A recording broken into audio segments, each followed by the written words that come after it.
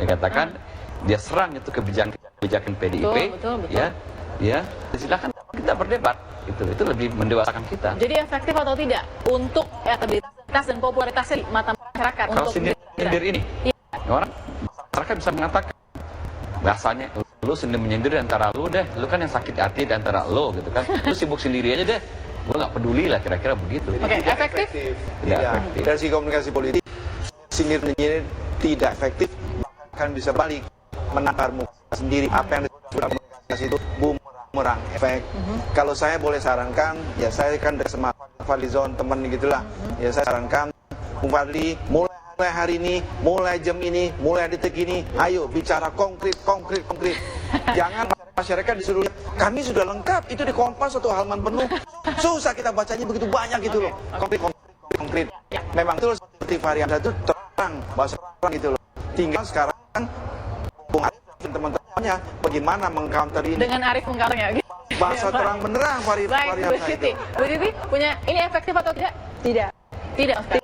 Karena saya melihat justru menunjukkan ketidakmatangan kalau lebih apa ya, ada sesuatu yang disembunyikan gitu. Baik, tapi kan kita juga nggak suka politikus yang normatif. Come on, pasti kan ada di situ rasa-rasa ingin. Iya. Jadi memang politik itu selalu ada depan, ada belakang gitu.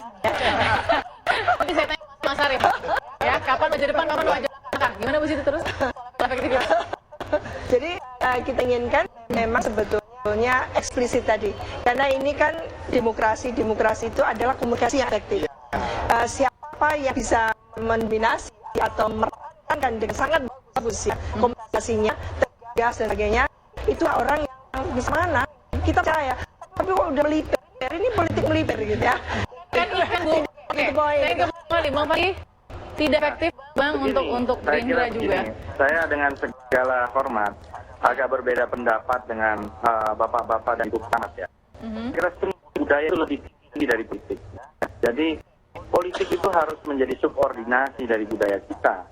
Dan seringkali kalau politik itu memecah belah, kadang-kadang seni itu menyatukan.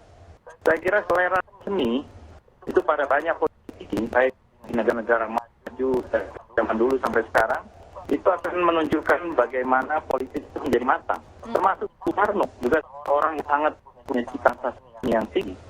Apalagi dari dulu juga ada yang pemain biola seperti Muhammad Nadir. Ini justru keseringan politisi kita sekarang karena tidak kurang rasa cinta atau cita pada cita seninya. Jadi kalau menurut saya kalau kita berekspresi, kalau kita berdebat lain lagi. Kalau ada misalnya forum untuk melakukan perdebatan itu dengan senang hati. Siapkan saja forum perdebatan tentang satu ini kan selalu biasa. Nah itu baru kita secara terang benderang. Tapi kalau karya seni itu berbeda. Nah tadi sebentar Bang Fadli, saya ke Mas Arif soal efektif atau tidak dan bagaimana. Berarti Anda sempat mengatakan seni mungkin menyatukan, ini maksudnya apa? Mau bersatu lagi atau bagaimana maksudnya? Bang Fadli. Bukan, pada biasanya juga itu ya karena itu tinggi dari politik. Ini menurut pendapat pribadi saya. Ya, Mas ya Arif? karena gitu. Mas Arif, silakan. Soal apa ini? Soal tadi orang Mas Arif bingung tadi kan. Benar nggak tadi soal Bu Siti? Jadi politisi ini memang normatif kalau soal begini, aman-aman saja mainnya. Iya, dalam kehidupan politik kita gitu ya. Kita kan beda. Kita ini budaya timur ya. Dan budaya barat, kita santun. Di PD Perjuangan juga kami diajarkan misalnya. Perjuangan juga kita misalnya diajarkan walaupun berkompetisi di antara teman, misalnya tetap harus saling memuliakan, tidak boleh saling menjelekkan. Karena pada akhirnya nanti ini akan membuat masyarakat terpecah belah. Padahal negara kita ini namanya Negara Kesatuan Republik Indonesia gitu. Ya. Nah, Bang Fadli akhirnya Bang Fadli, setelah dikatakan tidak efektif, meskipun ini lebih tinggi daripada politik begitu. Ya, masih ada puisi lanjutan, Bang? Begini, kalau tidak efektif, ini nggak mungkin menjadi satu semesta pembicaraan. Itu saja sudah menunjukkan ternyata puisi itu bisa menjadi satu wacana yang begitu diskursusnya luas. Ya, baik di dunia maya, termasuk di televisi ini. Ya, di TV One ini sampai 2-3 hari, kan berarti ini efektif dong. Ya, untuk menyampaikan pesan. Jadi saya kira dengan sendirinya terbantahkan. Kita tunggu Bang, puisi berikutnya dengan nama, alamat, dan nomor telepon Bang. Baik, terima kasih. Terima kasih Bang Fadli.